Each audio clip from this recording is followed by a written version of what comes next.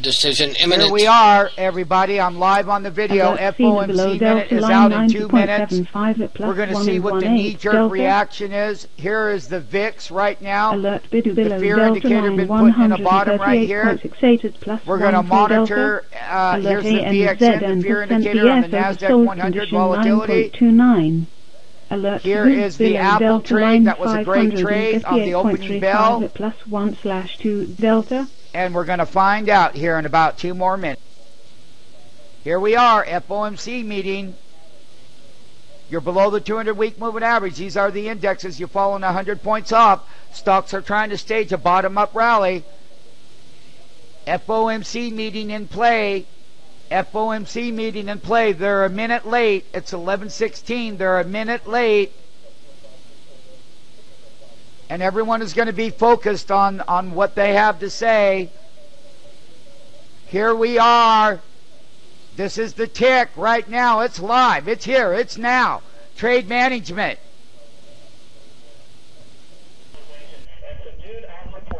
Over the medium run are likely to warrant exceptionally low levels for the Fed funds rate at least through mid-2013.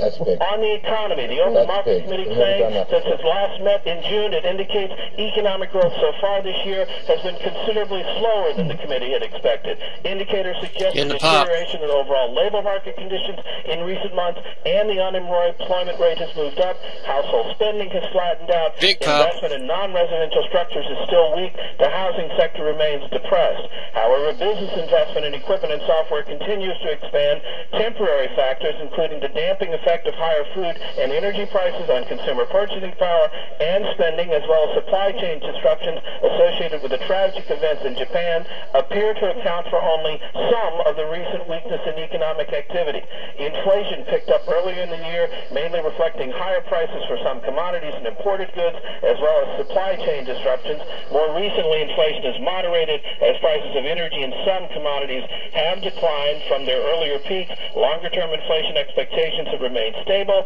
The committee now expects a somewhat slower pace of recovery over the coming quarters than it did at the time of the previous meeting, and anticipates that the unemployment rate will decline only gradually toward levels the committee judges to be consistent with its dual mandate. Moreover, downside risks to the economic outlook have increased. The committee also anticipates that inflation will settle over the coming quarters at levels at or below that consistent with the committee's dual mandate. The committee will regularly review the size and composition of its securities holdings and is prepared to adjust those holdings as appropriate. It will continue to assess the economic outlook in light of incoming information and is prepared to employ these tools as appropriate. There were 3 dissenting votes against the Fed policy action. Members Richard Fisher, Narayana Kocherlakota, and Charles Prosser would have preferred to continue to describe economic conditions as likely to warrant exceptionally low levels of the Fed funds rate for an extended period. This is Hampton Pearson reporting from the Treasury Department. Okay, there's the report, and the Dow popped up to 201 and dropped 100 points. Did you guys MMT see that when I was recording it? Yes or no? Yes, we did. Okay, didn't I tell you if they pop it up in pre-market that was a shite on the news? You did. Okay. That was a negative story. I just got a we're at 750 by 840 on that 560. Baby, all of them come ripping down. Short. All right, short. New low on the Dow, down 29 points. I told you. Pre-market. I'm on the bid right now at $1. Well, let it sit there. I'm locked up.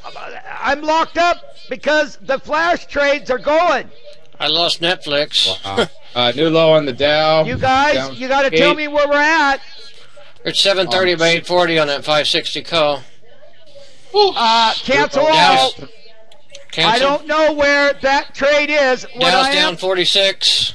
Look at here. Look at the S&P 500. The Dow went negative. It went up to 200, and that's what I said in pre-market. If they gapped it up, you got to sell short across the board. We went into negative territory on the Dow. Through the roof. I don't even. On the Dow.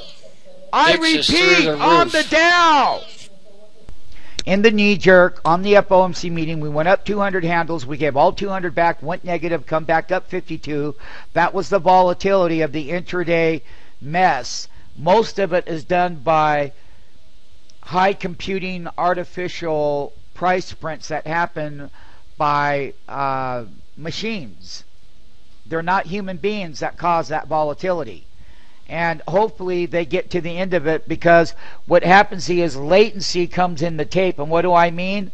The bids jam in here, they drop them down big and right back up in the same direction within milliseconds, and the people that are buyers and sellers in here can't see it because they jammed it.